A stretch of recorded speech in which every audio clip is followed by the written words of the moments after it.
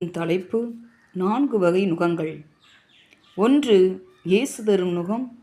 மத்தேயு 11:28-30 வரை.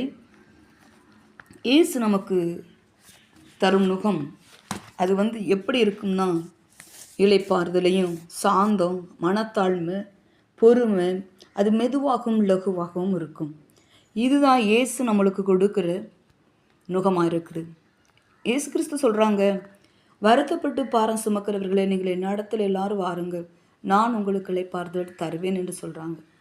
இந்த நாட்களில் அவருடைய சுமையை நம்ம சுமக்கிறவர்களாய், இயேசு கிறிஸ்துவின் நுகம் சாந்தம், மனத்தாழ்மை, அது மெதுவாக இருக்கும். அது இந்த நாட்களில் நம்ம சுமக்கிறவர்களாக இருக்கணும்.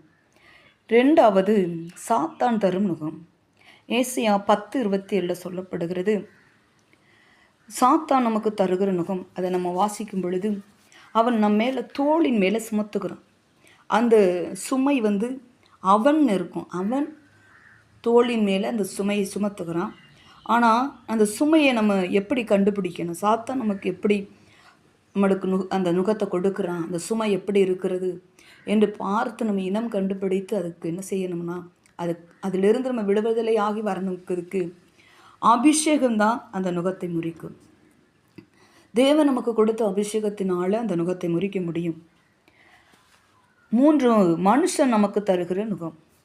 மத்தேயு 23:4 சொல்லப்படுகிறது, மனுஷன் நமக்கு நம்ம பாரமான சுமைகளை எல்லாம் சுமத்தி வச்சுட்டாங்க. நிந்தைகள், அவமானங்கள், இல்லாதது, இழிச்சொல்லு, பழிச்சொல்லு, இதெல்லாம் நம்ம மேலே சுமத்திட்டு அவங்க அதில் தொடாத மாதிரி, அவங்க எந்த பாவமுமே செய்யலை, எந்த தவறுமே செய்யாதவங்க மாதிரி நம்மளை அப்படி குற்றம் சாட்டிட்டு சுமத்தி வச்சுட்டு போயிடுவாங்க. அதை நம்ம சுமக்கக்கூடாதபடி நம்ம சுமப்போம். அவங்க அப்படி பேசிட்டாங்களே, இப்படி நம்மளுக்கு பழிச்சொல் இழிச்சொல் நம்மளை இப்படி சொல்லிட்டாங்களே அப்படின்னு சொல்கிறது நம்ம சுமப்போம். அந்த சுமக்க முடியாத சுமையை அதான் இயேசு கிறிஸ்து சொல்லுகிறாங்க, ஏசப்பா தருகிற நுகம், இந்த நுகத்தை எல்லாம் நீங்கள் என் மேலே சுமத்திருங்க, நான் தருகிற நுகத்தை நீங்கள் ஏற்றுக்கொள்ளுங்கன்னு சொல்கிறாங்க. இப்படி அந்த சுமக்க முடியாத பாரமான சுமையை நம்மளுக்கு கொடுக்கும் பொழுது நம் எச்சரிக்கை உள்ளவர்களாக இருக்கணும். மனுஷன் நம்மளுக்கு என்ன நுகத்தை கொடுக்குறான், அப்படி நம்ம எச்சரிக்கை உள்ளவர்களாக இருந்து அதிலிருந்து வெளியே வர்றதற்கு நம்ம முயற்சி செய்யணும். 4வது, அந்நிய நுகம். 2 கொரிந்தியர் 6:14 சொல்லப்படுகிறது, அந்நிய நுகம். அந்நிய நுகம் அபிவிசுவாசிகளோடு தெய்வ பிள்ளைகள் கலக்கக்கூடாது. அந்நிய நுகத்தில் பிணைக்கப்படாதபடி இருக்க வேண்டும் என்று சொல்லப்பட்டிருக்கிறது. இந்த நாட்களில் அந்நிய நுகம்ங்கிறது இருள் நிறைந்தது.